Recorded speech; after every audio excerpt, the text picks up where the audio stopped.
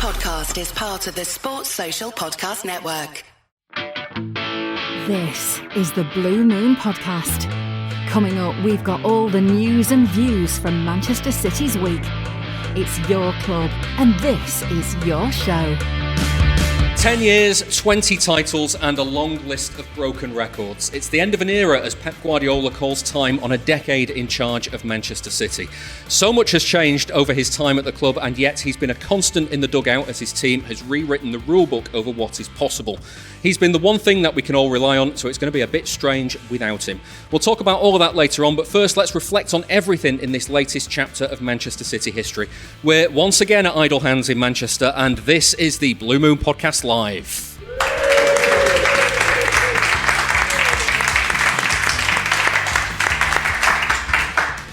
I'm David Mooney. I am joined tonight by City fan Richard Burns. From Sporting News, we've got Dom Farrell. And last but definitely not least, we've got the former City manager, Brian Horton.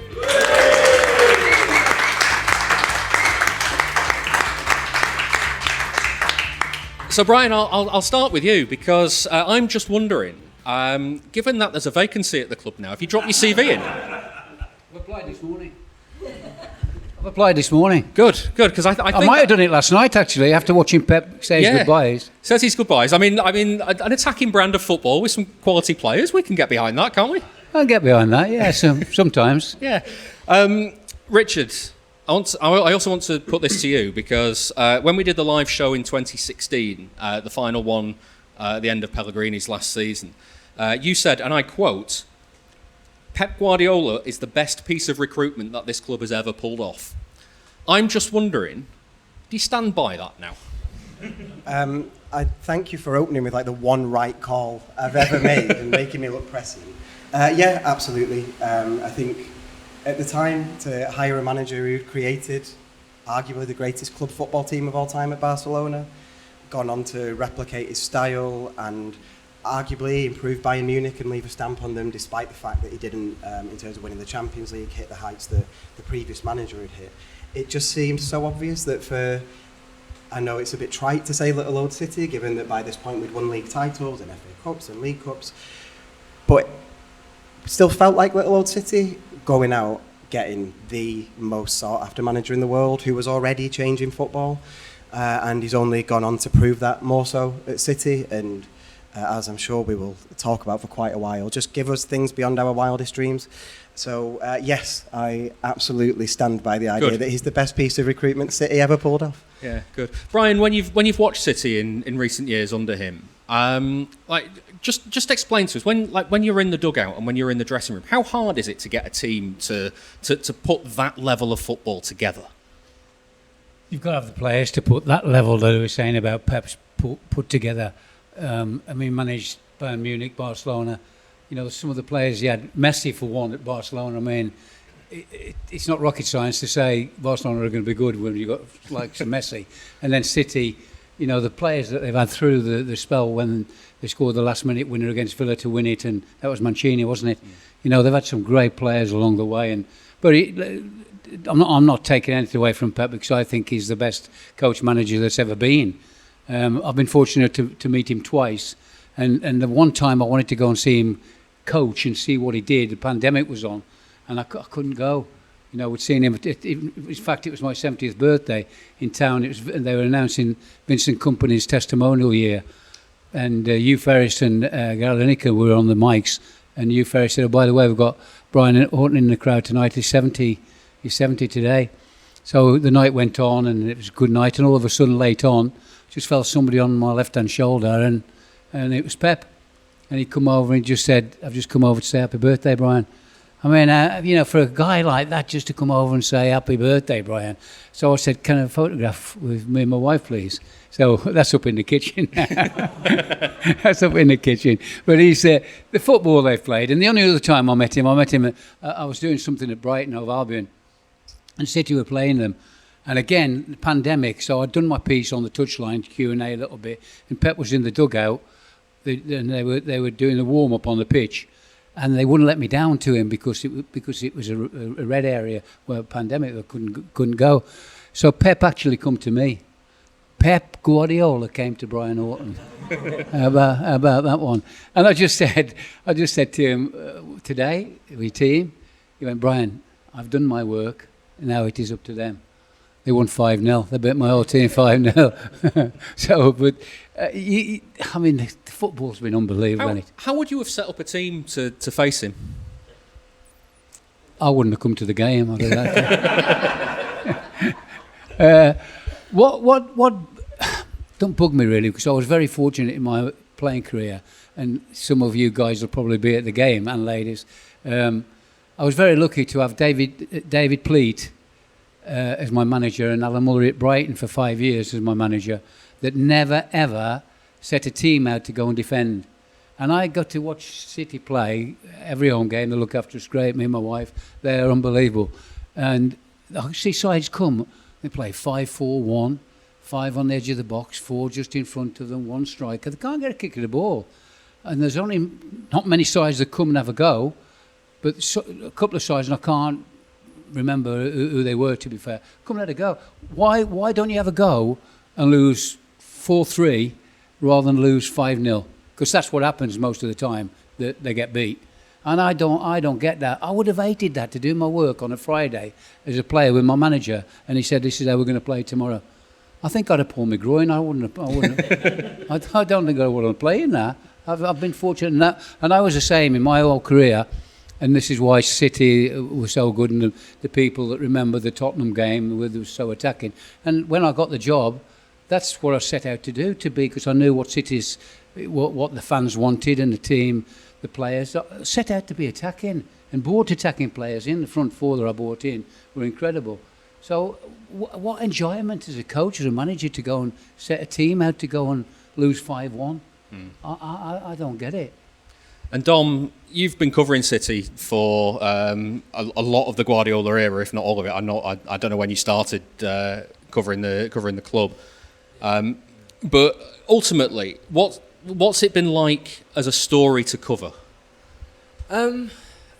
God, how long have you got? I mean, I guess I'd sort of flip that a bit. What I've been thinking the last couple of days is, so the first game I covered City live on my own, off my own steam, was the Sevilla Champions League game in Pellegrini's last year. And then I think the Champions League games I did after that, Guardiola had already been announced he was coming. So obviously I've watched City far before I was lucky enough to be paid to go and watch football. Just a little secret, everybody. Dom did warn me that he might hijack the night to just talk about that Tottenham game. So we may come back to that in a bit.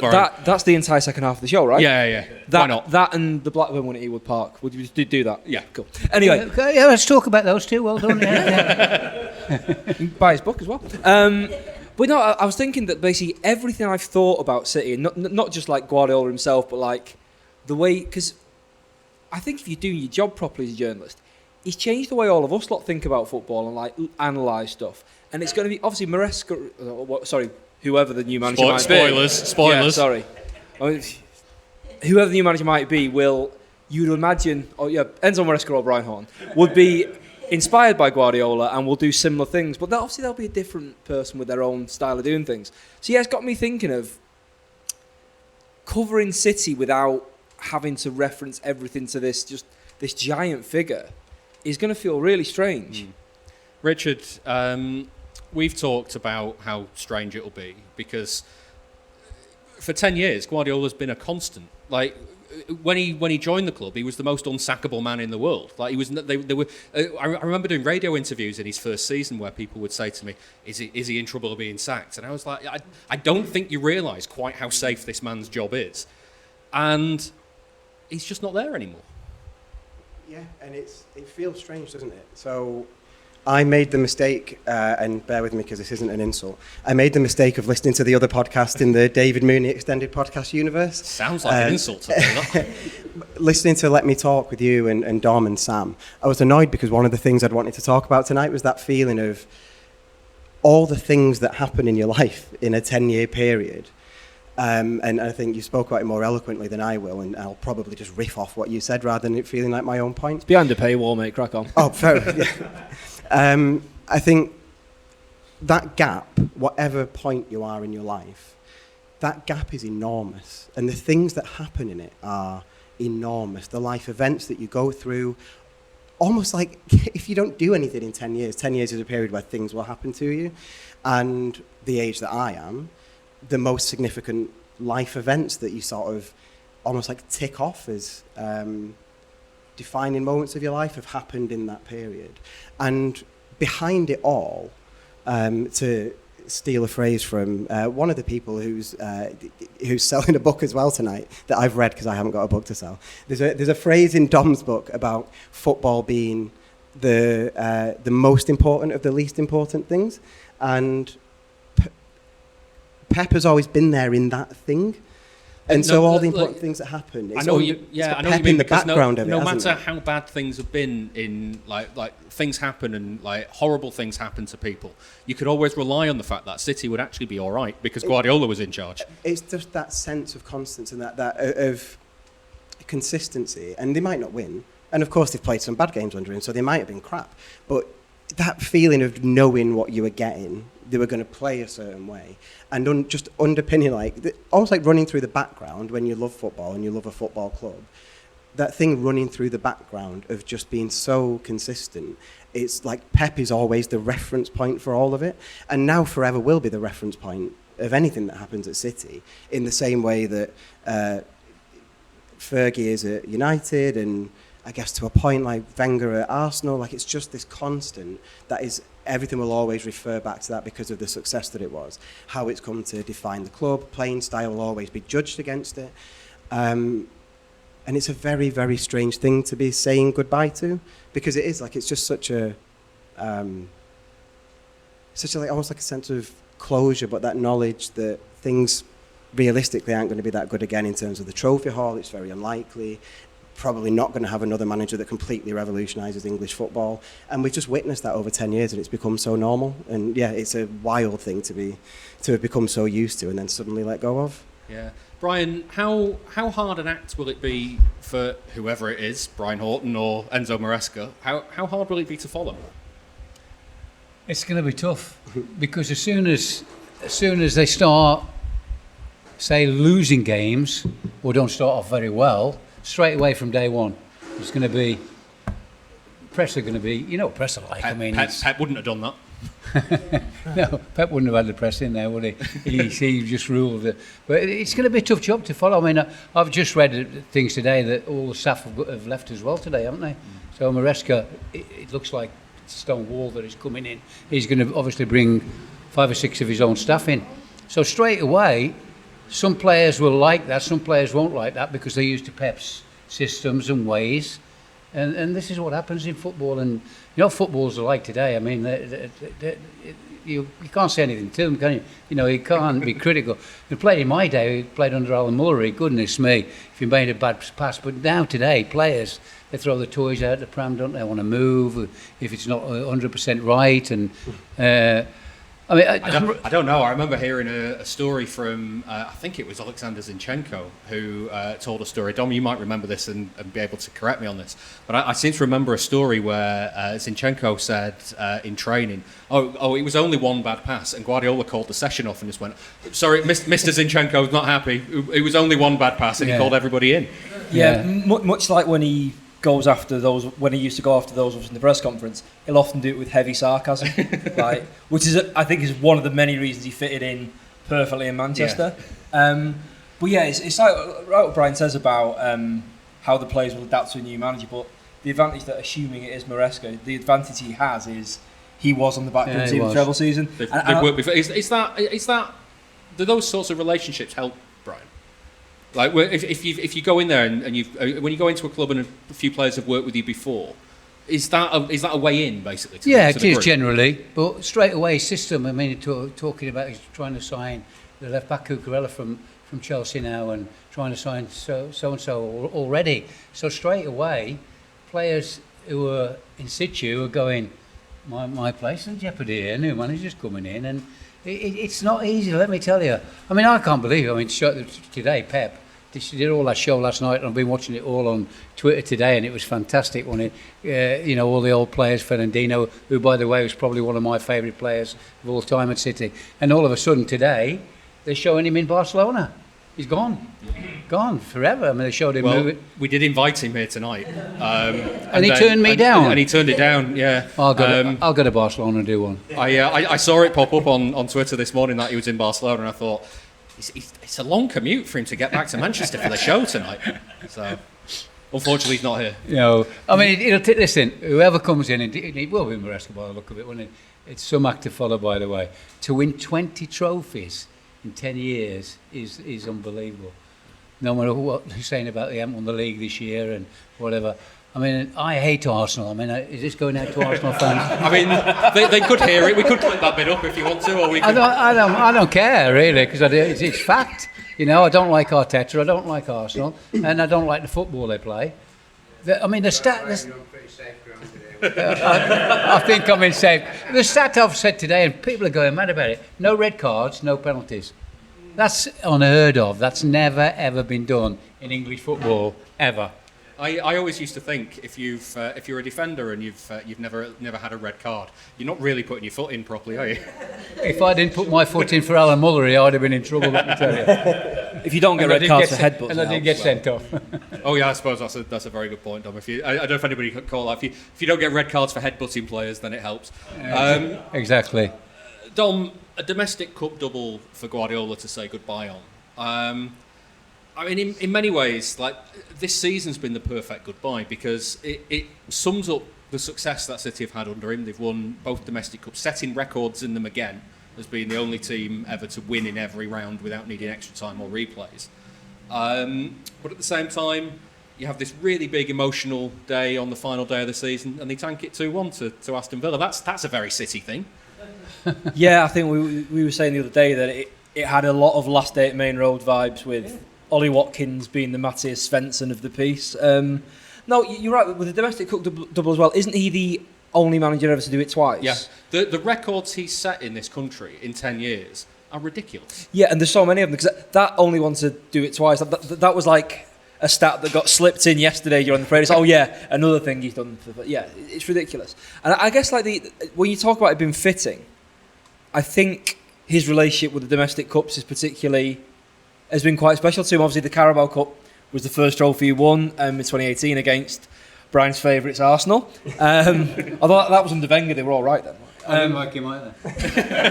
Fantastic. I think we've got a new idea for the second half of the show. Yeah. And also the way that he sort of revelled in playing against lower league teams. I love that press conference he did the year they played Cheltenham away. And they were having to get changed in the bar at Cheltenham's ground, because I think it was still during COVID restrictions, so the change rooms weren't far enough apart. So City had to get changed in the players' lounge, and he loved it. He got asked about what it'd be like there. He goes, "Oh, but we remember these places when we were young players. We are all from Cheltenham," which is like, he loved it. But yeah, just to put in on that as well, there was the press conference earlier this season when he's been really nostalgic this season, and for obvious reasons, because he's known he's been going for 6 months, so he's been reminiscing. But there was the press conference where he was talking about the cups, and he said, one of the things I will remember from this country is the FA Cup. Going to lower league grounds, and you get off the bus, and everybody's going, "Who are you? Who are you?" It's like that.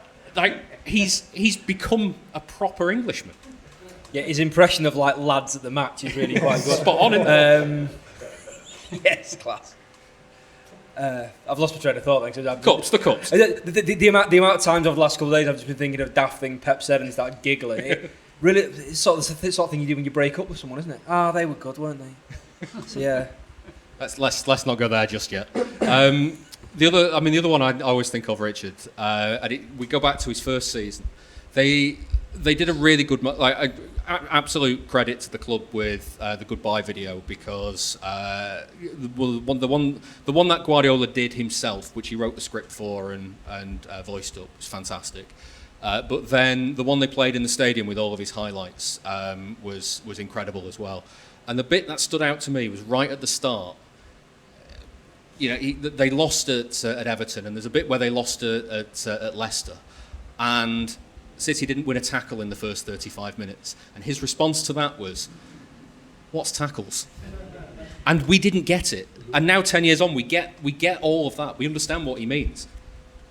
Yeah, massively. And I mean, there was I think from the same video, there was do you think you have to change? And no, I'll never change. And I think, was it after, you might remember better than me because your memory's better than mine, but after the defeat at the Nou Camp when Claudio Bravo got sent off, and I think it was maybe after that press conference, and there was a lot about, do you need to change? And was that the one where he said, but guys, I've got something in my pocket, 21 titles in however many years. And that confidence, and you might even say arrogance, but well-placed, to just know and defend his ideas and almost say, if it's going to change, you're going to change for me. I just think is an extraordinary thing. And it's amazing to look back on and see that it all worked out. Because I think one of the things that when we think about how Pep has changed football in England, but everywhere, it's always framed, and rightly so, as how teams copy him. And then we talk about, you can go down to your local park and see kids trying to play the way Guardiola does. But there's, I don't know if it's the opposite, but there's another side to that where it's not just those who copy him. It's anything that is different to Pep is also a direct reaction of how do you stop that football. So the thing that made Pep and Klopp's rivalry so intense and so interesting was Klopp did have his number in a lot of games. And I know the City at Anfield thing goes way before Pep. But one of the reasons that City was so consistently good at the Etihad against Liverpool, and one of the reasons that it was really hard for City at Anfield, and those games were so good, and there was the famous 2-2 where they both borrowed from each other, was it was unstoppable force, immovable object for each other. And so there's so much, and even Arteta's Arsenal now is like a reaction to, there has to be a way to stop that style of football. And so football is almost evolving, I don't want to say beyond Pep, because I think those ideas will kind of be successful forever because it's just a great way to play football. But there's this constant reaction to, if we can't play that way, we'll play this way to stop it. And even his old rivalry with Mourinho in the classical games is a very similar thing. And so all the while, Pep's just busy saying, no, this is how you play football, or this is how I play football. You play how you want, and I will prove that my ideas work. And they always do. And even as he leaves now, off the back of 2 seasons without winning a trophy, he's proving that his ideas still work. They did win 2 trophies without winning the league. Forgive me. What are you saying? Misspoke. Sorry, without winning the league. Sorry, not a trophy, obviously. Of 2 seasons without winning the league title, he's still proving that his ideas work. They didn't get beat by the champions. They beat them in a cup final very handily. And they will just continue to work for City, and it will form an identity. And I mean, what better way of proving that he doesn't have to change than that? You see stats pop up all the time about clubs and players, and you want to know that exact thing about City. There's an answer. Statscity.co.uk. Want to find out all of the players who played alongside club legends like David Silva, Sergio Aguero or Vincent Kompany? Or maybe you'd like to know which team found it hardest to score past Joe Hart. You can find out City's record in every competition, at every stadium, and under every manager. Just go to statscity.co.uk and browse away. That's statscity.co.uk.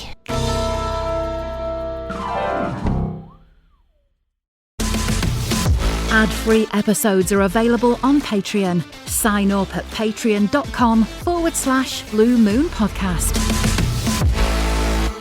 Brian, when you come to the trophy, the 2 domestic trophies, just explain, as someone who's managed in those competitions, how difficult are they to win? Bearing in mind that Guardiola has just consistently kept winning them. Well, they're hard to win because I've never won one. They're all hard to win, but a lot of the teams, which I don't understand, sometimes in the FA Cup and the Carabao Cup, they play weakened teams. I just don't get that at all. So Pep sometimes has gone, I'm going to play my strongest teams, and I'm going to win it. And that's how I'd want to be. I don't want to be left out. I'd have been going mad if Alan Murray or David Pleat had left me out on a Saturday to change the formation. But Pep has changed formations many times, hasn't he, with the old in-midfield player. And one came to the do last night, Fernandinho, who I think has been one of the best old in-midfield players in the world ever. But I think, because David Pleat changed my role. When I went from Brighton to Luton, and I was 31, he changed my role because I always played in a 4-4-2 system. And when I went to Luton, he said, I'm going to change the system. I'm going to play with you as the old midfield player. We're going to play 4-3-3, 2 strikers, left winger, 2 midfield players either side of it. But you're the older midfield player. It was a great role. And I think Pep must have watched me play at Luton, and then he's changed. We'll have a bit of that, yeah. But Fernandinho, he left him out to the Champions League final, didn't he? Which everybody couldn't believe what he'd done that day because he normally played with that system. This season he's played with the inverted fullback. Has anybody else heard of the inverted fullback? Because I hadn't. And all of a sudden now the fullback's going into midfield and they're playing 3 at the back. So it's things that Pep. I was reading about it today how he came up with things wherever he was at different clubs and everything. He never stopped thinking and working things out and would try things. He's been an absolute genius. That was one of the things that made me think maybe he'll hang around because what both Brian and Richard have said there, that he loves solving a puzzle, and the way the Premier League's changed to be a lot more transitions, a lot more set piece based and physical this year than it has been for probably a generation. He's loved the challenge of that, and obviously you look at where he brought Pep Linders into the coaching staff to change up a bit of how make him a bit more energetic off the ball because they lost that a bit last year. And I think he was only saying a couple of weeks ago that usually in a season he'll have a couple of things he tweaks all the way through. This year he's felt like he's had to keep changing and keep solving, and he still gets really energised by that. But at the same time, as he said this last week, he's very, very tired because it is. He doesn't stop, does he? He's earned it, hasn't he? His little break. Let's look at some of the players, Richard, that are leaving as well, because it was a goodbye for Bernardo Silva. What's he meant to you as a City fan? And I really struggle with this because I find it really difficult to say what exactly Bernardo Silva actually does, and yet when he isn't there, it's so much harder to win games. He does a bit of everything, doesn't he? I think we had this conversation quite recently, a little bit about Bernardo, and he is a perfect mix of... He's tactically shrewd and versatile. He's passionate.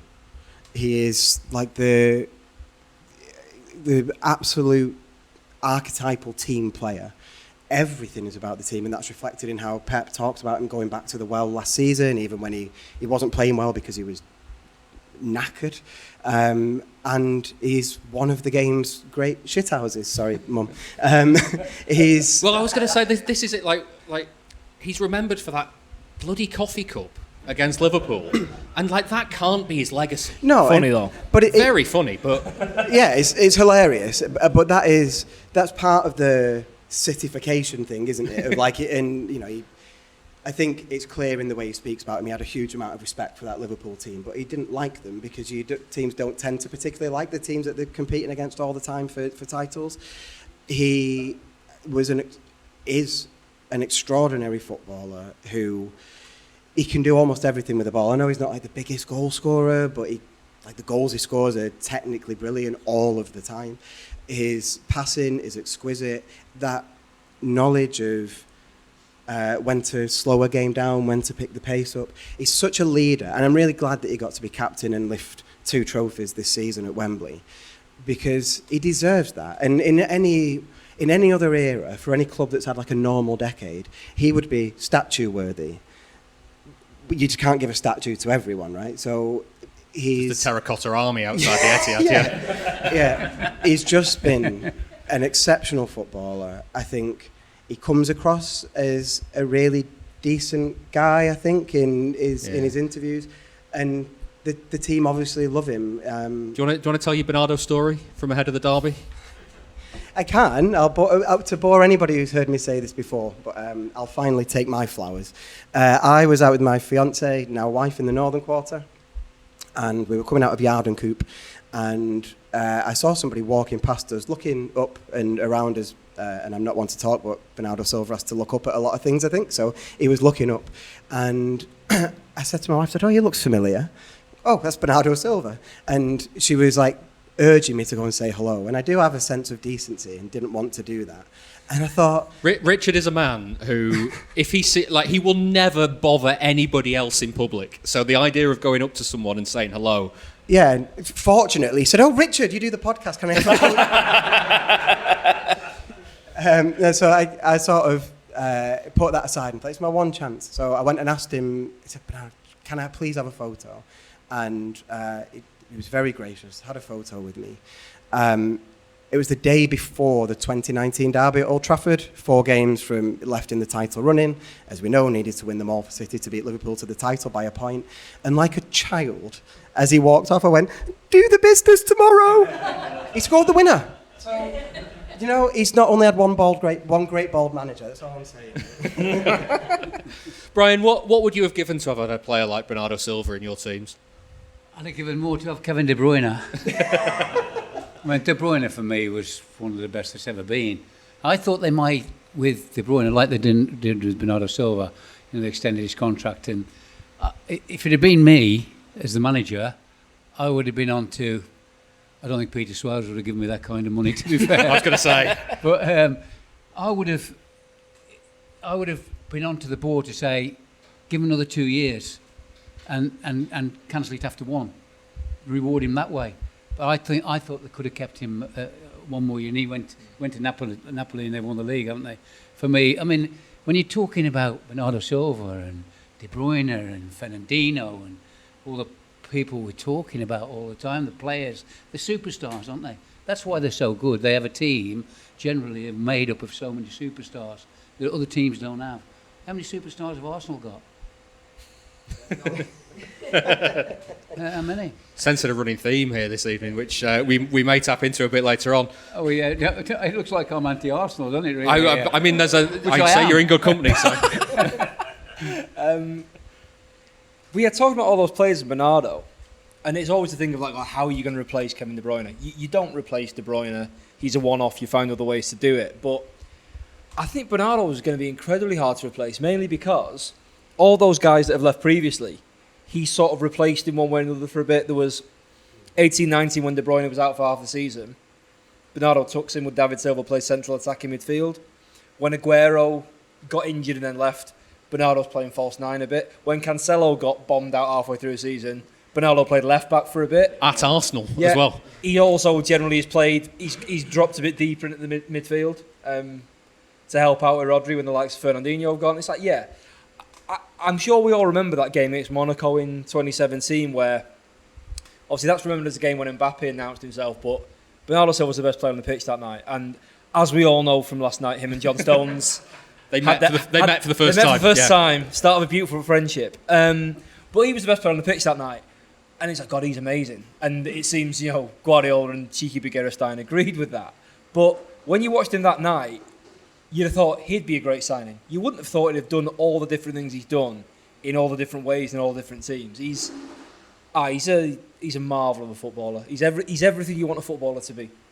And then, Brian, Dom's mentioned another player that's moving on there in John Stones. The headline of John Stones' career at City will be the Champions League final and the way he was marauding around the pitch from centre-back. But as someone who kind of embodies the Guardiola style of football from centre-back, how important do you think John Stones has been in not just City history, but Premier League history? He's been right up there, and unfortunately for him, he's had quite a lot of injuries, hasn't he? Because if he hadn't had so many injuries, how many times would he have played for England? Because he's that good. But I can remember the one vividly where, and they keep showing it, where he cleared that ball off the line, didn't he, in a very, very important game. So not just the playing, because he did have the ability to be almost like Franz Beckenbauer, that he could play out from the back. The best bit about that goal line clearance is it's all his fault anyway in the first place. He caused the problem, but it's a brilliant solution to the problem. It's a good job he saved it then, isn't it? Else Pep would have given him a rollicking. But no, we can go through all the players. They were talking about greats, aren't we? John Stones. I mean, I didn't like his dance too much. He did it again last night, didn't he? That little dance he does, I don't think that's particular. But what I look at City and see what they've got in abundance rather than other teams, they're a team. They seem like together, where, you know, a lot of teams that are that good have a superstar like Ireland. Is Ireland up there to them? No, he's not. They're all like almost Walker. Walker's been like a legend now. How many years? 8, 9 years. Been the best right back in England. And then Pep's said, time to go. Off you go. And Fernandinho, off you go, and replace him. And but it's just amazing football, isn't it? Like, you know, the football they've played. Mahrez, what a player. Sane, what a player he was. They just keep producing world-class footballers all the time. Some of them never heard of. You know what I mean? As much as I watch football, and my wife gets on to me about watching football all the time, I generally know most of the players. All of a sudden, he just plucks one out the air, doesn't he? And bang. Unbelievable manager. And I would have loved to have gone and watched, which he probably wouldn't allow, what he does do in training. You know, because part of the stories I'm reading, you know, leading up to Pep going, he was like it in training. And he said, you know, bang on, if somebody made a bad pass, he'd be onto him. Bang. And this is how I was. I mean, I was nowhere near that level, but as a manager and as a captain, everything, that's how I was. You know, anybody that gave a bad ball away, I'd be onto them. And Pep's like that. He's just never stops, does he? They're saying that they're using the words, he's worn out. 10 years at that level, with what he's done, day in, day out for 10 years. He's first in the training ground, he's last to leave. He goes and watches football, he meets people to talk about football. Just incredible, man. You're saying you were like that on the training ground. As I remember, it was a bit easier to get into Platt Lane and watch training than it is. Didn't you pay? Oh, no, I snuck in and got photos with everyone. It's great. Exactly, Platt Lane to now. The training ground. Wild. Not bad, is it? Richard, with Stones, like, what's he meant to City fans? A lot, I think. As we know, I mean, he gets the Blues excited, and the rest, yeah. I think Stones has got something that a lot of City players don't have in the Pep era, in with the arc that he's been on. So we've got players who were slow to start, and you know, the first season wasn't great, but second season hit the straps, get used to Pep's football.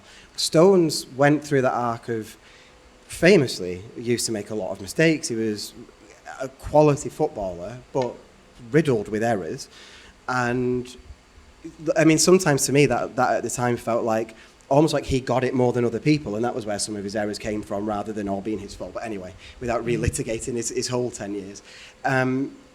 Going from that to then the dip in 2021, what year was the Villa final when he fell over? 2020. 2020, Yeah. Thank you. The dip when he was out and he looked completely done for, to then be reinvented as the guy who almost has a position named after him. Like, that defender to midfielder role is, in England at least, is the John Stones position now.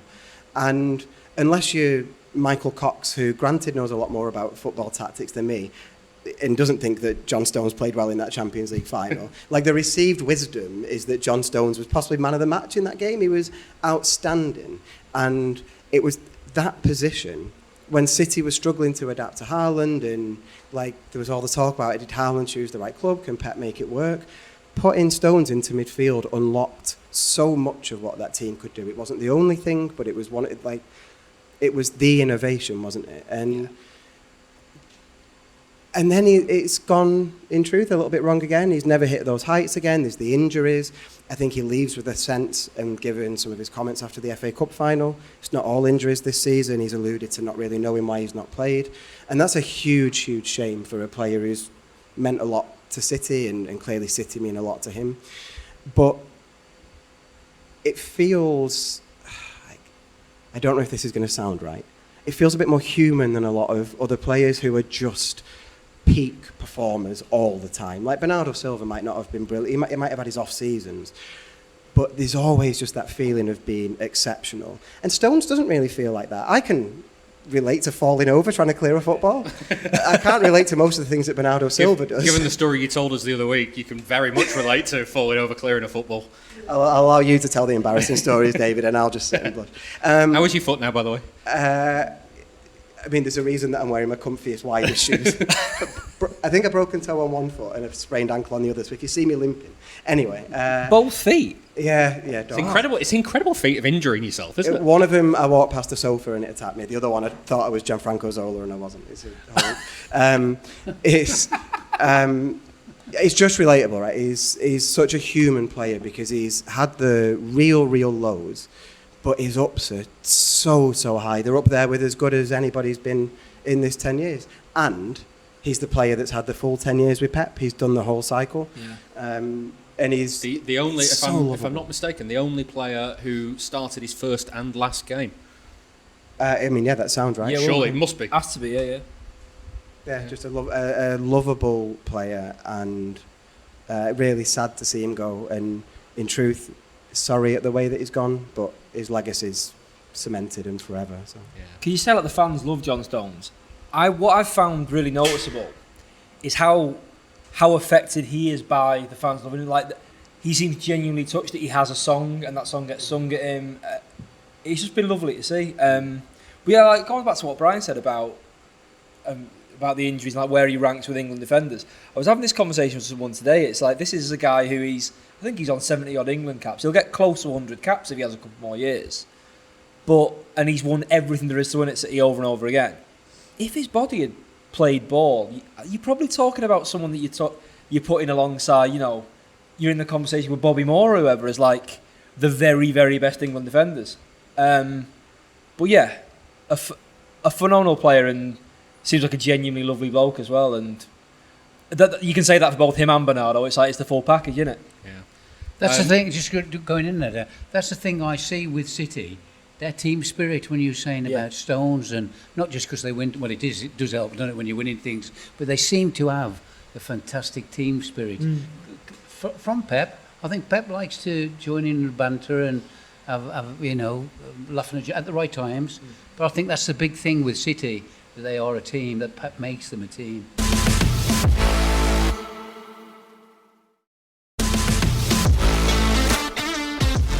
This is the Blue Moon Podcast. Listen to it, drink it in. Well, let's end the first part of the show with some favourite Guardiola moments because, Richard, there's a lot to pick from, but can you have possibly a best game that you've seen City play under Guardiola? I find, if I was to go at favourite games, I'd find it really hard. Best I find really easy. I am strongly of the opinion, and I have to caveat this with no, I've not watched every game of football ever. I'm strongly of the opinion that the first 45 minutes against Real Madrid in the 4-0 is about as good, if not the best, that any club football team has ever played, because how could it be better?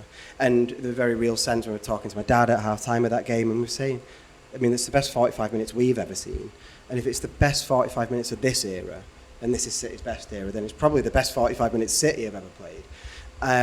It was just football from another world, that game, and so that's the best Guardiola game for me. Just beyond exceptional, beyond my description. The atmosphere as well was, when you've got Marca in Spain talking about how did Real Madrid stand a chance in that atmosphere, you've been at something pretty special. The deafening silence they just can't cope with all the empty seats is what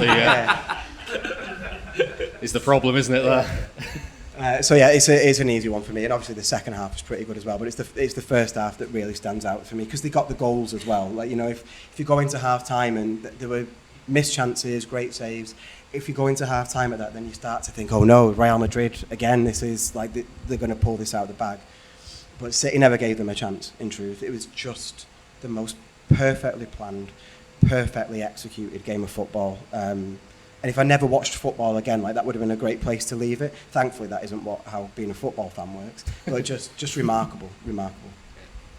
Brian, any particular standout games that you've seen? I've got to follow on with that one because it was just unbelievable in the evening. I rang David Pleat, who was my, I look at because he was a football man, like Pep, just breathes, eats, talks, sleeps, football. And I rang him while the game was going on, maybe half time, and he was watching it.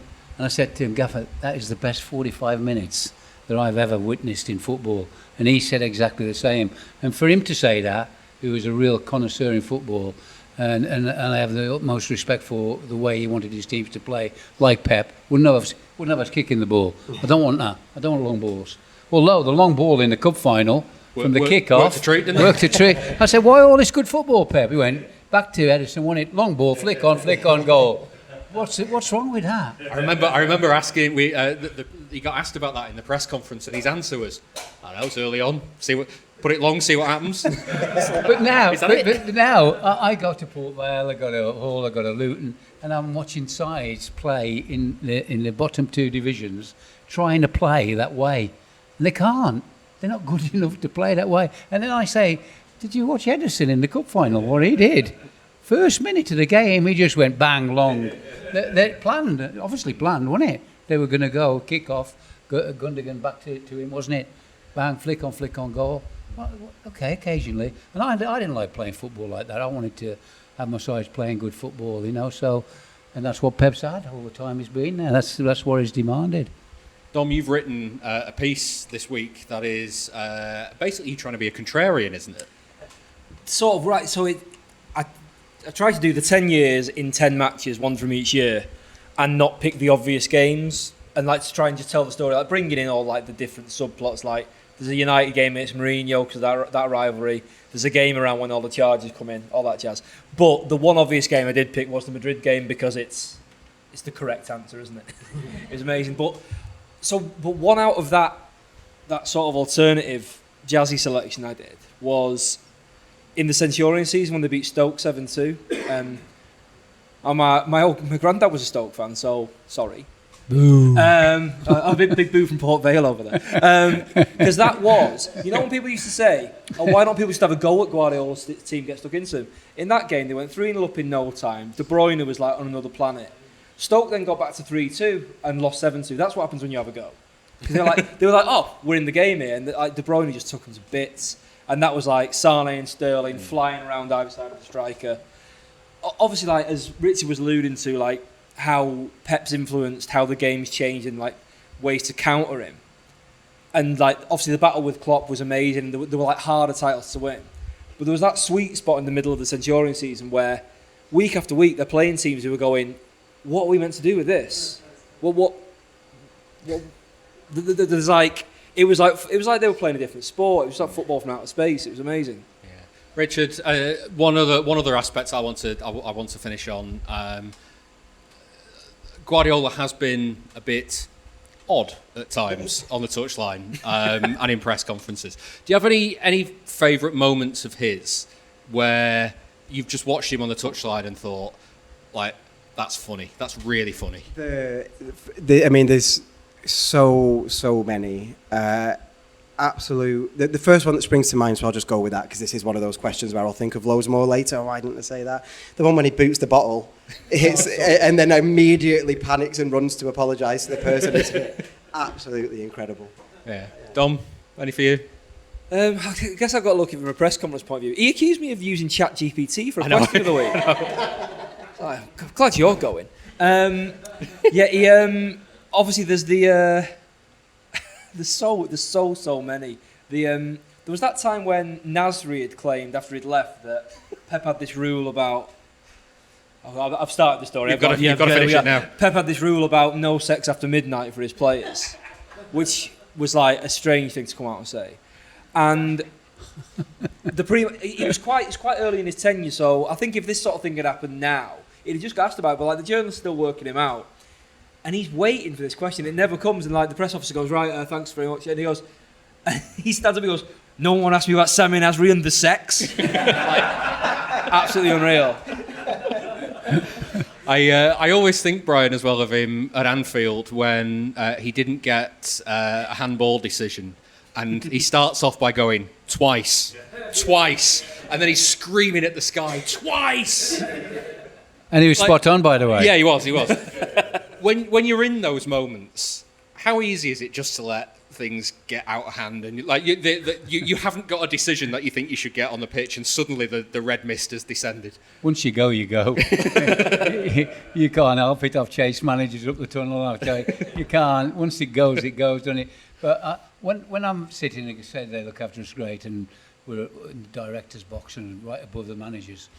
And I probably watch the managers more than I watch the match, because it's so interesting. You see what Pep's doing, his brains in, and whoever, Klopp, whoever on the other touchline, somebody's made a mistake, he's doing his, for those 90 minutes. And my wife said to me, why are you going mad? Why are you doing that? You can't help yourself.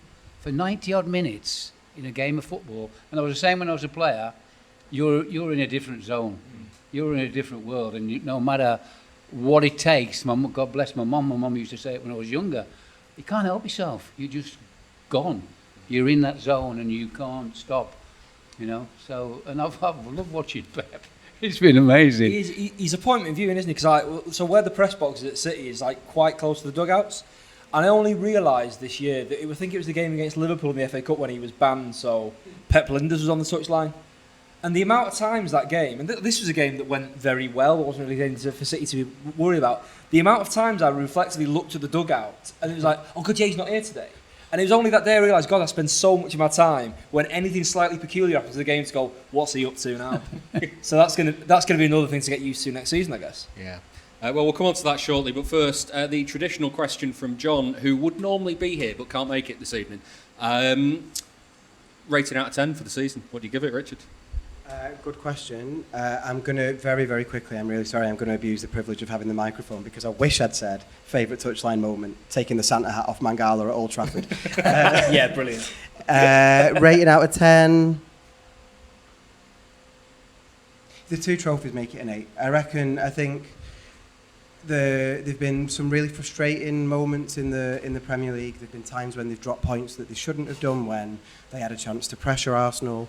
Arsenal aren't great champions, and had City pipped them, City wouldn't have been one of the great champions this season either. If you get your name on the trophy, who cares? The history books don't tell you, your name on the trophy doesn't tell you style of play and all that stuff. So I think it's been a strange season. A slightly better, more bedded in City team could have beaten that Arsenal team to the title. But the 2 trophies have been brilliant. They've picked up as the season has gone on, which is really promising and a really great way for Pep to leave them. So I think an 8 is about right. Brian? I'd go about the same, 8. I mean, to win 2 trophies, it should be higher than this, shouldn't it? The sides that would love to win 1 trophy, never mind 2, and we're giving them 8. Do you know what I mean? No, I'm going to go 9. Goalposts have moved, haven't I'm they? going to go 9. I'm going to go 1 9. more. I'm going to go 8.5, just so in the middle. Split the difference, 8.5. Basically, is this good podcasting when Yeah, you all agree? why not? Yeah, why not? Before we finish for the first half, this season we lost the boxing legend and big City fan Ricky Hatton. Next month at the AO Arena in Manchester, there's going to be a big night of entertainment in Ricky's memory. There's going to be 12 rounds of performances, just like a boxing match, including live music and comedy, with appearances from sporting legends talking all things Ricky, Manchester and sport as well. There's Tiny Temper, Bugsy Malone, lottery winners, John Newman, Rowetta, all performing. Tyson Fury will be there, Freddie Flintoff, Frank Bruno, Joe Hart, Sean Wright-Phillips and a couple of other City legends as well. It's all raising money for the Ricky Hatton Foundation and for City in the community. And City fans can also get tickets for half price. It's on the 7th of June, that's Sunday the 7th of June, and if you use the code E4R offer, you'll get 50% off your tickets. We'll put all the details on our socials as well. Dom, you do a lot of boxing coverage as well as City coverage and football coverage. Ricky's a big loss, isn't he? Yeah. I mean, the derby day when the news broke that morning was just a surreal, strange day, but also, and obviously you see this in much better circumstances the past 2 days with the farewell to Pep and the parade and the party yesterday, is you see the football club as a community, and it's all everybody sort of together and picking each other up. And I thought you saw, and to be fair, Ricky was a Manchester idol. United fans went and cheered him on as well. So it was. I was dreading going to the ground that day, but it's funny. It goes back to what you were saying about football clubs and than just being a constant in your life. Once I got in the ground, I was thinking, there's actually nowhere I'd rather be today. And it was kind of beautiful the way the City came together for him. It was very fitting that I thought that Phil Foden scored as a guy who is like Ricky from Stockport. Everybody's hero. Phil's also spoken quite candidly last year about how he had mental struggles, and these sort of sporting superheroes that we all love. It's sometimes not that easy.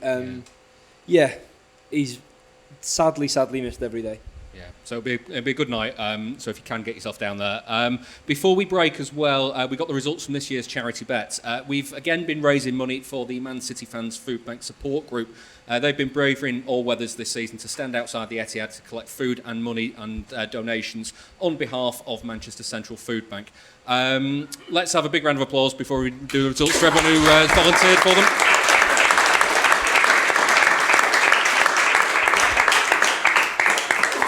And I know the guests get a bit competitive over who's done quite well on the charity bet. Frankly, they've all done terribly this year. We raised 770 quid this season, which is the worst season that we've had in the last 10. We started the charity bet in Pep's first season, and so we've now raised a total of £11,208 for a combination of the Food Bank Group and the Christie. Richard is responsible for that, for it being an £8. Because you somehow found odds that when you put a £10 bet on landed 58 quid. I don't know how you managed that, but you did, and you won it. So we've 770 for this season. Thank you very much. We're going to take a short break now. Get yourself some more drinks. We'll be back for the second half shortly.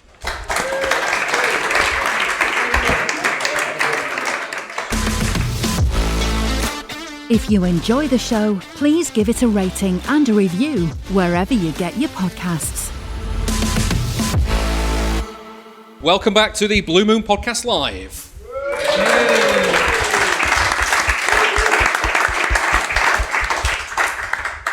Now then, I think this is the hardest second half we've done of these for a while. Because Dom, how different is it going to be now? Like, what's the scale of the task for assuming Brian Horton or Enzo Maresca? Do you remember that good big chunk of this season when City couldn't do a good second half? Is that what's going to happen now? In fact, it's the perfect metaphor, really, isn't it? Yeah. It's Sunday second half. It's going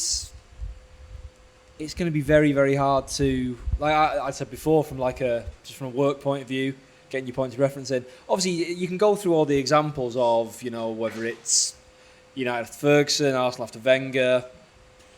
I'm sure there are many other examples, but they're the two that everyone always brings up, certainly from an English football point of view. But at the same time, I do think City are as well set up for it as they could possibly be. Because obviously Guardiola could have left at the end of last season, but it hadn't been a great season. He wanted to obviously the rebuild. He's handing over a team with loads of really good, bright young players. And that was something I thought at the after party at Co-op Live the other night, that when they did the goodbye to Guardiola, but then I thought it was really important they did the team after him, and you had like Semenyo and Cherky coming on, getting serenaded. They've played a season and half a season under Guardiola. It's like it does all keep moving. Haaland's a relative veteran in that squad now from how long he's been there, so it does keep moving along. It's a really gifted squad that is going to get better. I think whoever's in charge, because the players are just going to improve, and they've obviously. As much as Pep is integral to everything, it's a very, obviously everyone will always mention it, they have the resources to do this, but it's a very well set up club. It's a place where lots of people like to work, and it looks like they're bringing in a guy who knows exactly how it all works. He's been there, not only as Pep's system, but also when he was the EDS manager as well. So, yeah, it's going to be unfathomably difficult in many ways, but at the same time, I think they're pretty well set up for it as well. Yeah. Brian, when you take over at a club and there's a lot of expectation on you, what's it? I mean, the constant questions from the press, from the fans. What's that pressure like? I used to have hair at one time. There's a lot of pressure, obviously, but I was lucky enough never to take it home, even as a player. And I was younger before I was married or anything, but I was lucky that I could leave it. And I think that's important, because if particularly family life, you got young kids and you just lost a game 4 or 5-0 and you're going to go home in a bad mood, and your wife and the kids suffer a little bit, which happens, because we're all human. Nobody likes criticism, do they? At all, no one. So it's tough. It's a tough life. I was lucky enough to do over 1,000 games, and the pressure never gets easier as long as you think it would, as it went along. And even someone like Pep, that's won so many things, the pressure's still there. Start of a new season, the pressure is on again, because as Man City and as Pep Guardiola, it's no good finishing halfway down the league and not winning the cup, because fans won't have it, will they? They won't. They want the best, and so it is. It's and I can see why. I mean, there's all stories about Pep now. What's he going to do? And I think, looking at him from, I've only met him a couple of times, as I said, but I'd love to have a chat like we're doing tonight, just to get into him a little bit deeper and about his thoughts. I think he needs a break. Looking at it, 10 years of the pressure. And he said that's what he's going to do. He's having a 12-month sabbatical. He's going to do things he's never done, with his family, because families do suffer. His wife's back in Barcelona and they split up a little bit, and the kids. We're human at the end of the day. You're not like, because you're a manager, that you're that tough that you can take every little bit of criticism, because you can't. And I think a break will do him good. And let me tell you what I would like him to do is manage England. That's what my ideal would be, to get Pep Guardiola whenever it is. If it's in 12 months, if we don't well at the World Cup, then fine. I think he'd be a fantastic national team manager. Just thinking of all the English City players that have been there going, God, all the intensity's gone, and then suddenly he's there in the national team. Yeah, Bernardo's he's become English. Becomes English, yeah. Richard, how are you feeling about the prospect of Enzo Maresca? Because as Dom says, there is a continuity element to this. He understands it. He's been there with Guardiola. There are pros and cons to this. He understands it. The con is obviously that he hasn't got a huge amount of managerial experience, but plenty of people have not had huge managerial. Guardiola didn't have huge managerial experience. Then he came in at Barcelona and changed the game. I think Enzo Maresca is the best bit of recruitment Manchester City have ever pulled off. How long have you had that in your back pocket? As soon as you started asking the question. No, I think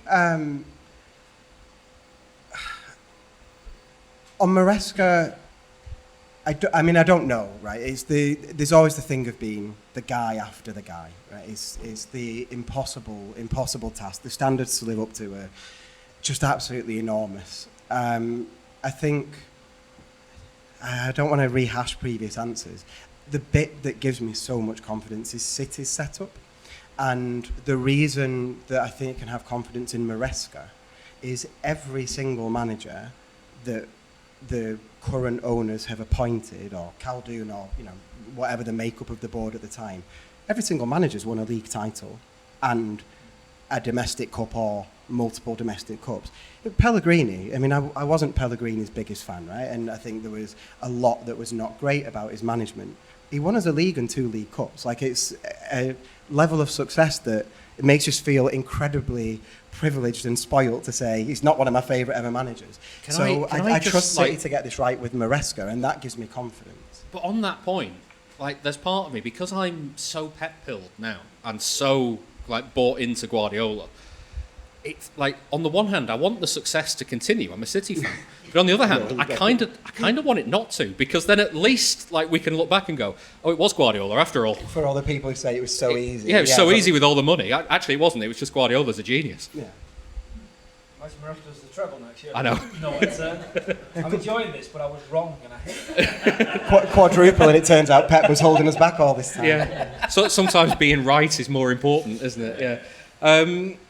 Dom, just how much has Guardiola shifted the landscape for what we can expect? Because, as Richard says, previous City managers have been successful. The ones that follow Pep will be successful. The setup of the club is that they will bring success at some point. What Guardiola did was unprecedented. How difficult will it be to not compare what comes next to what's just been? It's a good question.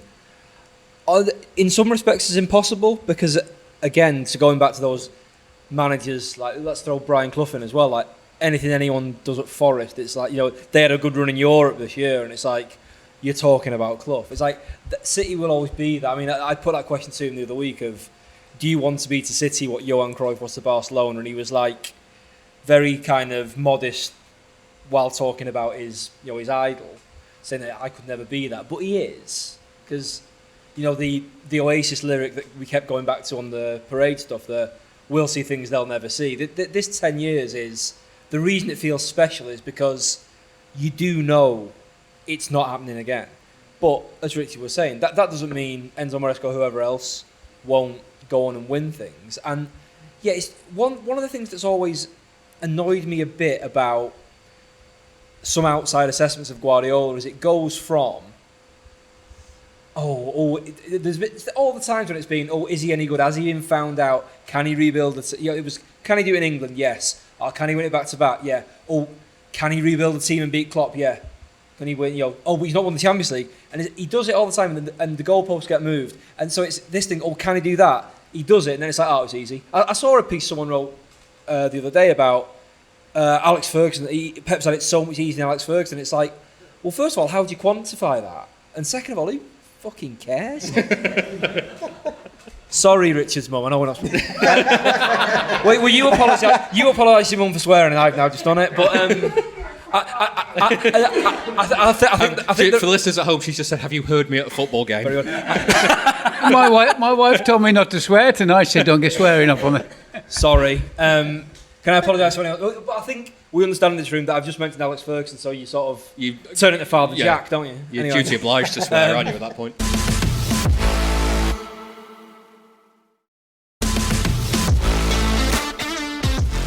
This is the Blue Moon Podcast, and we're very sorry about that. Like all of that said, Brian, like Richard and Dom have talked about where City are at. Where do you think the squad is at going into next season? Because it is a young squad and it's got a lot of potential that maybe hasn't been realised this season. Yeah, I think an incoming manager will want to put his own stamp on it, won't he? I'm sure he'll want to bring 3 or 4 players in, without a doubt. Because you don't want to, think that it's all Pep's team and we've won it because of Pep. I think he'll come in and see what he wants to do. And, there's already talk about top players coming, and I think there will. I think we need 3 or 4 better players or more experienced players at the higher level. And I think there'll be some movement. Do you think? Do you worry, Richard, that old come and play for Guardiola, it's not there anymore? It's definitely a risk, and I was thinking about this on the way here, and at the risk of making positive comparisons to our neighbours, I think it's a really easy thing to think of as a City fan, because I think certainly for a City fan who I'm old enough to predate this era, it's still so easy to think of City as not a massive club, not a global sporting institution, but City have got so much going for them. Can't sugarcoat it. They can pay an enormous amount of money to players, and I know they have caps and ways of doing business and stuff. It's not just. Do you think they will do that, though? I mean, they will pay big money. I'm not saying they'll pay the most money, but in terms of the things that make a job lucrative, right? They can afford to pay wages that make them competitive with other similar clubs. And they have a global reach and scale and quality of players still there. So if you're a midfielder and you're looking at clubs that you could go and play for, well, if I go to City, I can be a midfielder that's laying on the assists for Erling Haaland every week. So for a good chunk of the season, they're going to be getting turned into goals. So my stats are going to look great. It's going to be fun to play and all of that stuff. And City have a defined style that there'll be changes and there'll be tweaks, but there's going to be a continuity in style of play that they're going to aim for that will, I think, give an element of certainty to any players that they do want to sign. So I think... It does sound like whatever's happening outside, the point you're making seems criminal, but... I thought it was a new player coming in, didn't you? By the way you were talking... It's the new signing siren. Special announcement. You planned that well. Yeah, I wish I could control that, and that was me. I think ultimately, as some of the shine might come off a little bit, and it might be slightly less tempting. City have still got an absolutely enormous amount going for them, and just as United didn't become less illustrious to play for just because Fergie left, I don't think City become hugely less illustrious to play for. They're still the dominant club in England of this era, recent Champions League winners, ambitions to win it again. As long as they're not kicked out of the Premier League anytime soon, I reckon they remain pretty illustrious to play for, yeah. It's worth remembering, isn't it, that Aguero, David Silva, Yaya Toure all came before it. And the only worry I have with that point is a lot of those players you could sell the dream of, come and be the first. Come and be the heroes that change all this. Maybe not Aguero, though, because they'd already won a trophy when he got that. And he was genuinely most sought-after striker in Europe. But yeah, the thing of Pep being an appeal, and this comes back to what we keep talking about of the passage of time and so much that's happened. You can, play for Pep, great, but now you can go, come and play for Manchester City and all these things they've done. Because we sort of look at it, we do look at maybe where the money's come from, and we all remember when City were a team in Division 2. If you're, I don't know, say for example, if you're someone who's the age of... So Omar Marmoush signed last year in his mid-20s. He was 12 when Aguero scored that goal. So what we think of in our memory and we remember about Manchester City is like, if you're a player abroad, you don't, rightly or wrongly, you don't think about Jamie Pollock anymore. You're like, rightly probably. You think about they're that team who've won all that stuff and they've had all these players, and so I think City appeal in and of themselves, and Guardiola has added to that, and I don't think that's going to go away. Yeah. Brian, when you go into the transfer market for a player, how much of a pull is it to go, this is Manchester City, do you think, for this summer now? It is going to be a period of change. Players know that it's going to be a period of change. Like, is there kind of a dream you can sell them? Well, Peter Swales wouldn't give me the type of money he'd want for Aguero, would he? Do you know what I mean? I'm signing Uwe Rosler for 350 grand. So it turned out all right, though. Well, he became a top player, didn't he, for them? That forward line that I had, Nicky Summerby was 1.1 million. Walshy was, in the end, 800 grand. Uwe 350. Biggs was hardly anything. I mean, it's just a different era and different, talking about money, but does money win you everything? Does it win you every title? I don't know whether it does. Something I've always wondered about those days, Brian, because obviously Uwe came in and he was amazing, but then there was like Stefan Carr, wasn't there, and Gaudino, and then it happened a bit later when City had Kincladze and signed a few more Georgians. Was there like, with the scouting in those days, was a bit like, Uwe, you're good. Have you got any mates? Was it good? How did that work? You're knocking me here. It was weird. You having to go at my signings? We've been having a long chat about Maurizio Gaudino around Turkey of like it's that tradition of City Mavericks, and I love Turkey. I'm not sure with Pep because I could see Pep going mad sometimes. Haaland going mad the other day when he didn't pass it to him, but I think Turkey's a top player. Is he a bit Gaudino in a way? Well, Maurizio only played probably 6-7 games for me. What a talent. And if I'd have stayed, I'd have signed him because he was nicking those Ferraris. And I might have got a Ferrari. Will that make the edit? That's a big question. I don't know. I probably shouldn't have said that. Anyway, by the way. But what a top player. What a top player. He scored the winner against Liverpool. Good Friday. Yeah. On the Good Friday. And he scored with a diving header.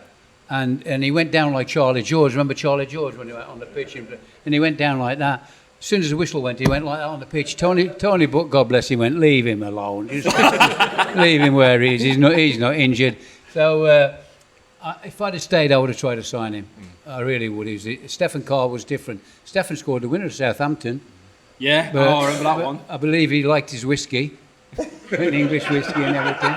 So I probably wouldn't have signed Stefan, but definitely Gaudino. Would you sign Ryan Cherky? Yes, without a doubt. I just love him. I think he's different. Yeah. He makes things happen. He's going to give the ball away occasionally. He's not going to pass it sometimes to Haaland. Haaland's gone mad. He's just a quality footballer and things fun. that he does. I think fans, and I'm a fan now. I want to see somebody do something special. I don't want to, like Beagrie could. Beagrie was fantastic quality of, and Niall Quinn said Nicky Summerby was the best cross of the ball he ever played with. Walshy in that Tottenham game when we beat Tottenham. I know how Walshy played that day. He was absolutely magnificent. And I know why, because Tottenham let him go. And he wanted to prove a point to Tottenham that he was that good. And I wanted to prove a point that I wanted to beat our dealers. you wouldn't have thought that day that Sol Campbell had played God knows how many times for England, because Paul Walsh just took him apart, didn't he? Well, Walsh was an outstanding footballer. I mean, he in many ways, he played for England. David Pleat took him from Charlton to Luton. He was a little devil. He wouldn't listen to, and his dad used to say to me, "You keep on to him," because I did. Give the ball away, and I'd be on his back. David Pleat used to say to him, "Keep on to him." I said, "Well, Gaffer, and that's what I do." And but he was a talent, and I like talent. I don't like ordinary players that are just mundane, and I like a bit of spark out of players, and Cherky is definitely one, isn't he? And we got through the City players through the last period with Pep. How many top players have they had? Mahrez and, just different, that could produce magic at any single time. And I like to play with players like that as well. I used to love to watch them. I was playing with them, but I like to watch them do things, and fans do. They want to be entertained. What do you think of the wingers now, Brian? Because obviously you mentioned like some being big. Like your teams were famous for having like two wingers like bombing on. Obviously this year Pep's done like inverted wingers and all the rest of it. But this year you've got Doku, Semenyo, Savinho as well, like proper orthodox out and out guys that like to run at fullbacks. I mean, they're the sort of players you enjoy, right? Yeah, well, Doku just for me frustrating. But all of a sudden he's come on and he looks a proper player now, doesn't he? With the goals he's getting, he's added that to his game, and he looks an outstanding footballer. He's a brilliant footballer. So we're talking about now what's still in there. So a new manager come in that's going to come in to walk into that with those quality players and add, which he will, I'm sure, add two or three of his own. Because you want to put your own stamp on it, definitely. I was going to say, Brian, when it comes to, let's assume it is Enzo Maresca, and the announcement will presumably be made in the coming days. How important is it that Guardiola over the last few days has been saying whoever it is, they need to be themselves? Well, you do, but it's hard when you're going into a massive club like Man City to be yourself, because you know what's expected of you, and if you're not doing it, so just to be yourself, you've got to be better than yourself, I think, and looking, the standard is set, and it's that's the standard you've got to get used to and demand, really. So the new manager's going to be under pressure straight away. Don't think otherwise. He's got to win something with that. It's no good coming in and think, I'll bet in for a couple of years and then maybe winning something in 18 months or 2 years' time. You're on the hockey straight away, Yeah. Particularly, for me, coming in from Oxford, it was Brian Horton, wasn't it? And the reporter that said it, I never spoke to ever again in my life. I thought it was a crap reporter as well. You don't know who Brian Horton is then? Do you know what I mean? So they'll want to put their own stamp on it, surely. They do. Richard, for all season, we've been having the discussion around the goalkeeper situation at City. There's an Italian in the dugout, assuming that it is Maresca next season. Gianluigi Donnarumma has had criticism with his ball playing. He's made some fantastic saves. Where do you see the situation for next season, given that, assuming James Trafford doesn't get the opportunity, he'll surely want to be moving on? Yeah, I think there's two angles to this, and the question that you've asked me is, where do I see it? Which I interpret as, what do I think will happen? And then there's the, what do I want to happen? Which is probably more of what I want to give you. I think probably we stick with Donnarumma, because proven Champions League winner. He is, for whatever criticisms there might be of his game, he's a fantastic goalkeeper. By most standards, most measures, he is world class. He makes match-winning saves time and time again. The save at Anfield, the save at home against Newcastle right at the end. He's a quite incredible shot stopper. And even when we talk about his footwork, I always think we have to bear in mind what went before. And the comparison is Ederson, right? And that's Guardiola to Maresca, isn't it? It's comparing what's come after. Of course, yeah. And so you have to factor that into anybody's not going to be as good as you want them to be if what you want is Ederson, because Ederson was the one who came in and changed that in England. For all that said, Donnarumma does have his faults. He's crap on crosses. And maybe this is a positive, right? Because and maybe Brian, you can answer to this a little bit. Footballers have to be a little bit insular, and goalkeepers in particular have to shut mistakes out quickly. He does man nutting with his remonstrating whenever. He's the most Italian Man City have ever had. the Mancini? Maybe, yeah. Oh. I'm sorry, but the mistake against Arsenal when he dropped to his knees and covered his face, like praying to the sky. I've never seen a more Italian reaction in my life. The remonstrating when he makes a mistake and getting himself booked I find it quite irritating. Maybe it helps him, right? And I'm not a sports psychologist, but it does annoy me. I think he will stay, and I will not complain about having a goalkeeper the quality of Donnarumma in City's net. It's a brilliant thing to sort of not want, because what I'd rather is keep Trafford, and it's solely because I think Trafford is the more long-term option. James Trafford is going to go somewhere, and he's going to be brilliant for a very long time, and Donnarumma is probably not going to... Age-wise, this is a non-point, because Donnarumma's, 26? He's obviously still got a long time ahead of him. He's a lot younger than you think, he's not... Unbelievable paper round. I think Trafford is the longer-term option. I think it's crap what's happened to him this season. I understand the opportunism of seeing Donnarumma available and going signing him, but for him to come in thinking he's got a shot at being number one, spending a season being number two, and then moving on from a team where he came through the academy and grew up with, I think it's a real shame. I think it's great that he's won 2 trophies. He's only, I use this phrase lightly, he's only let us down once. The Spurs game, he was rubbish. He made mistakes that cost us, and it affected him for the rest of the game. Other than that, he's made match-changing contributions in almost every game he's played, pivotal in the Carabao semi-final, treble save against Arsenal that in the early minutes of the final. He's got a head for big games, or the mentality for big games, and I just think losing him now would be more regrettable than losing Donnarumma, and I think the short-termism is not what City have built their success on. But if I'm complaining about keeping one of the best goalkeepers in the world, then it's not that bad, is it? You Trafford's agent? I mean, if you want me. Do you know who was Enzo Maresca's goalie when City's EDS won the Premier League 2 in 2020-21? It's James Trafford. It was James Trafford. Interesting.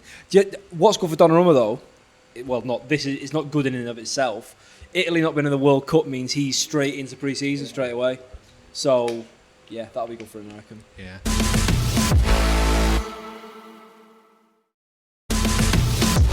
You can listen to the show ad-free by joining our Patreon, patreon.com/Blue Moon Podcast.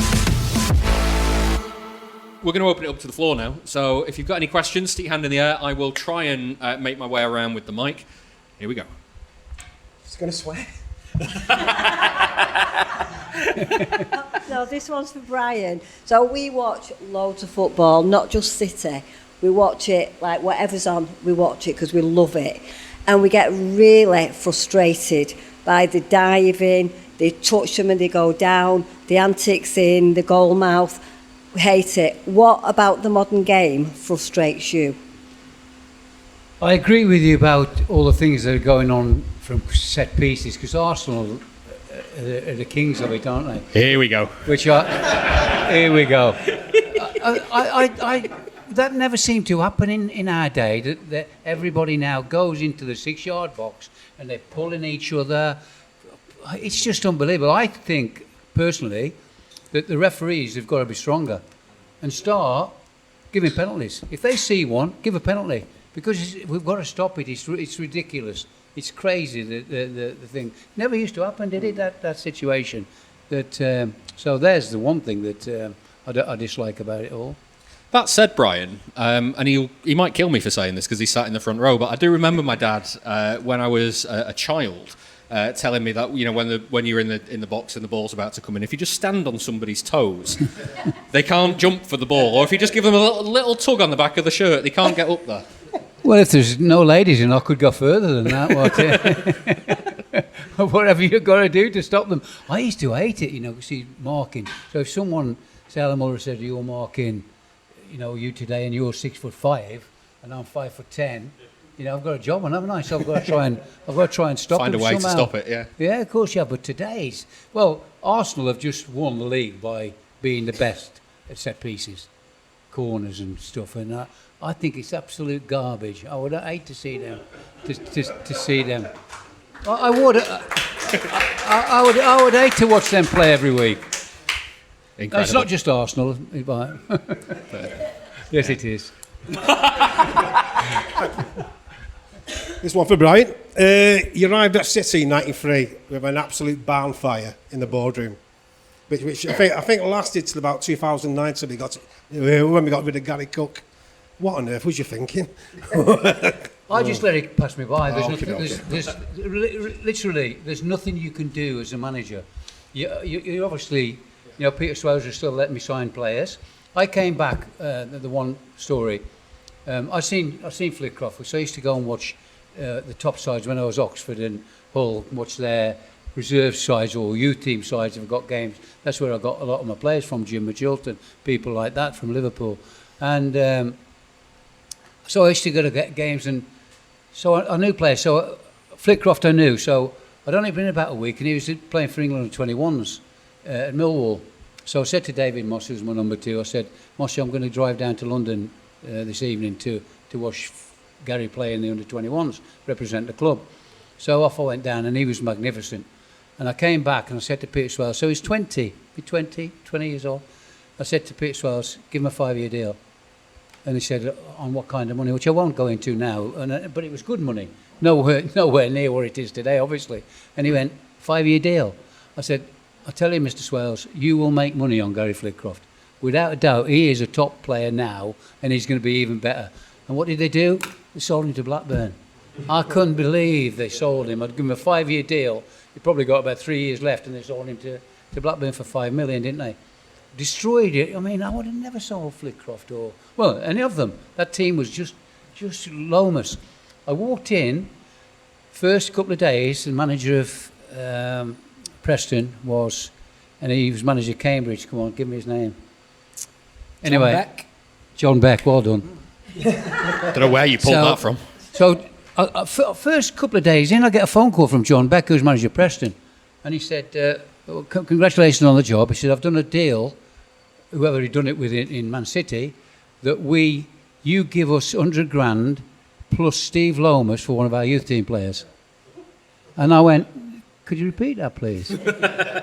So he said, yeah, you're going to give me 100 grand plus Steve Lomas for one of our youth team players. I said, no, we're not. I said, so I went to Peter Swells. I said, what's happening with this? I said, and I've seen Lomas in the reserves again. What a good player, energy and stuff like that. Not as good at quality as Flitty. And he said, why? What's the problem? I said, I've seen him play. He'll be in my team. So because Steve McMahon was just coming to the end, if you remember, he was about 33, doing what I want to do. It was almost like 4-2-4. So the two midfield players had to be young and energetic and get up and down the pitch. And so he couldn't do that anyway at Macca anymore. Anyway, so Peter Swells, credit to him, he gave me a 5-year deal. Flitty, let me keep Lomas, and they were two pivotal players in my tenure at Man City. I think it's probably fair to say that Enzo Marasca won't have those sorts of problems. Just start with an observation or a comment. This season you mentioned set pieces. The Premier League has been very different from the Champions League, and the Premier League at times, particularly the best example being Everton versus Man United, was unwatchable for 15 minutes, where there was no clamping down. It brings on to the standard of refereeing in the Premiership. What's your view, Brian, of the standard now compared to when you were a manager? I think it's very poor, to be truthful. I think VAR has done the damage. I'm in line. I'm in line with Foden on Saturday. I'm in line with him, and no way is he offside. No way. So linesman didn't put his flag up, which they're told not to do anyway now because of VAR. He goes to VAR, and they decide when I read it in the paper, there is backside's offside. I can't. So that's not helped referees, in my opinion. It's taken a lot of responsibility off them, where they could, referee and not have all these people making mistakes. I used to moan at referees all the time, and somebody made a mistake, and in our day, the referee would turn around and go, "Oh, you're playing well, aren't you? What about your last pass?" I went, "Oh, yeah, fair enough. It was a crap pass." And you'd have a bit of banter with them. Now there's no banter, and I think the standard is very, very poor. So I'm glad you mentioned Everton Man United, because I was working at that game, and it was abysmal. It was like, I was like, God, what? When you're sitting watching a game going, what time am I going to get home from Merseyside tonight to watch this? Oh.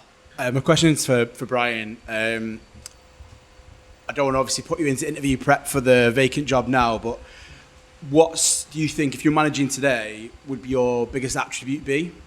What would your biggest attribute be as a manager in modern day football? And is there anything you wished you'd known back in 1994? Anything you wish you know now that you'd wish you'd known back in 1994 to make you more successful? Well, there's nothing I could do about 93. I came in 93, didn't I, and 95 gone. There's nothing I could do because the takeover was going on, and it was a nightmare. Because Franny was going in, there was demonstrations against Peter Swales, who I got on all right with. He let me do things with Flitcroft and people like that. He was good. Never got involved in tactics and everything, but obviously Franny did because he'd been a top player. And he would question or ask me things. Not that I'd listen anyway, but it don't matter. Because I was brought up like that. If you're going to make a decision yourself and stand by it, basically. Well, I was, as I've said before, I was very lucky to have. Well, Gordon Lee took me from non-league to Port Vale, God bless him, and he just got non-league players and players with free transfers and built a team with that. Because we're all at the same level and probably all on the same money.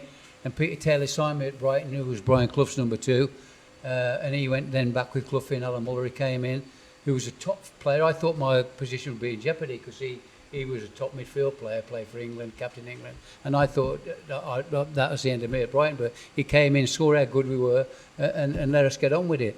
And that's what I like about, or what I would want to do is get on with it. Go and play, go and enjoy playing. I wanted my team to enjoy. David Pleat was even more so. I used to have a Barney with him sometimes, about, Brian, it's a game. It's only a game we want to... And he would encourage us to play. He wouldn't have us... he should have managed England, in my opinion, David Pleat. And Graham Taylor was a long ball merchant, which he was. Long ball at Watford. Can we not knock it? Yeah. What, knock what? That was the Graham Taylor on it. Can we not knock it? Hit Les, demand it. Absolutely. David Pleat wouldn't have us play that way. As I said, I was playing the holding midfield player. They'd want us to play through midfield. But the one thing he always said to me, if I went to get the ball off the back four player, do not give it to him. And this is what Donnarumma, he does, and one mistake he made, he played a straight ball. And David Pleat always said to our defenders, when I was the holding midfield player, if I came for the ball off the back four or the goalkeeper and I'm straight and I can't see what's behind me, do not give him the ball. If I come on an angle like that, if I'm to plus there and I can see around the corner, this is what David Pleat used to do with bottles and drink. Don't give it him. If he comes on an angle, I can go. So if I'm in trouble, I can at least play it around the corner and give it away further up.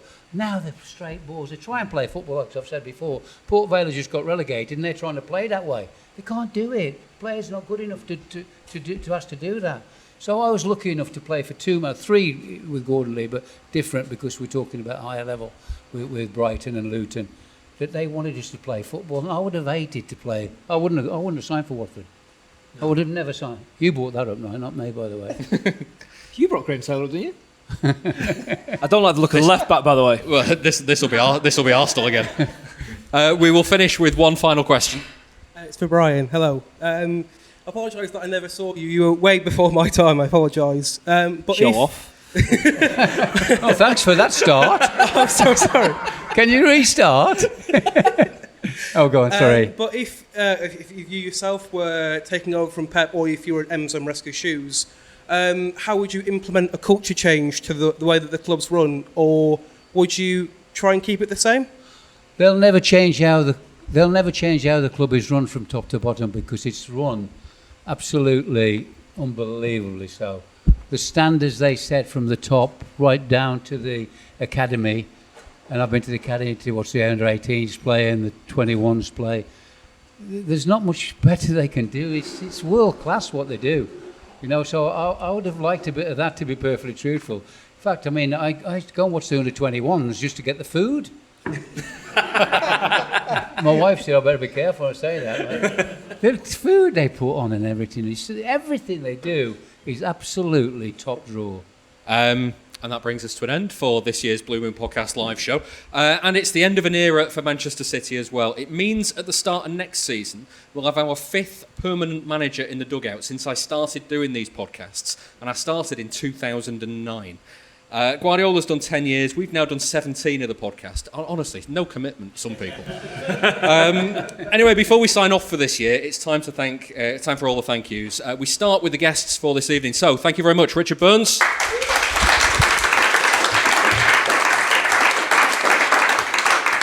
Dom Farrell.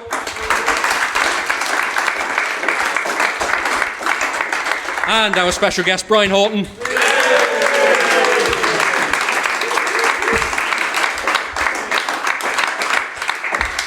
And while I do put a lot of time and effort into the podcast, thankfully it's not 90 minutes of me talking to myself every week. So also a big thank you to everyone who's been a guest on the show this season too. So that is, and I'm sorry I'm going to name them all now, that is Duncan Alexander, Simon Bajkowski, Paul Byers, Martin Blackburn, Sean Blinkhorn, Adam Booker, Dan Burke, Joe Butterfield, KC, Adam Carter, Nick Clark, Michael Cox, James Faulkner, Ali Fogg, Jack Gorn, Gaz, Tom Harris, Chris Higginbottom, Paul Hurst, Matt Holland, Gary James, Sam Lee, John McKenzie, Andy McNabb, Kieran Maguire, El McCool, Joey McCune, Conor McNamara, Nick Miller, Mike Mine, Adam Monk, Mark Mulvaney, Murd, Amos Murphy, Kieran Murray, John Murray, Joe Olivier, Ned Manua, Sam Rosbottom, Luke Stanley, Niall Taylor, Bob Toole, Will Unwin, Sarah Winterburn, Andy Worrell and Liam Wright.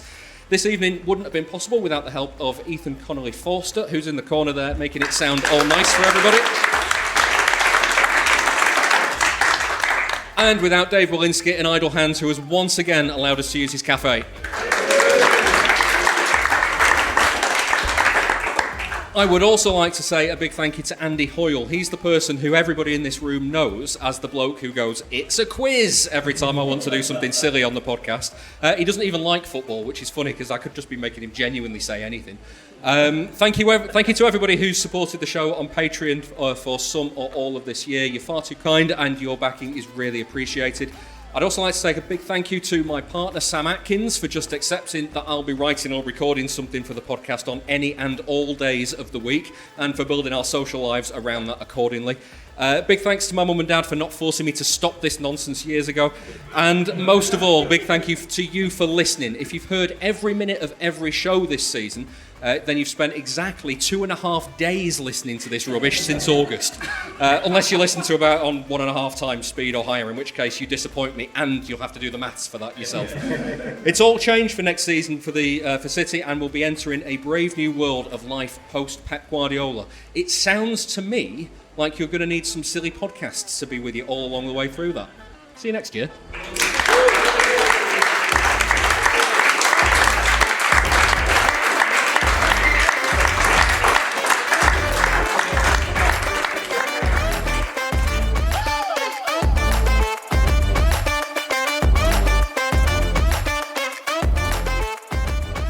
That was the Blue Moon Podcast.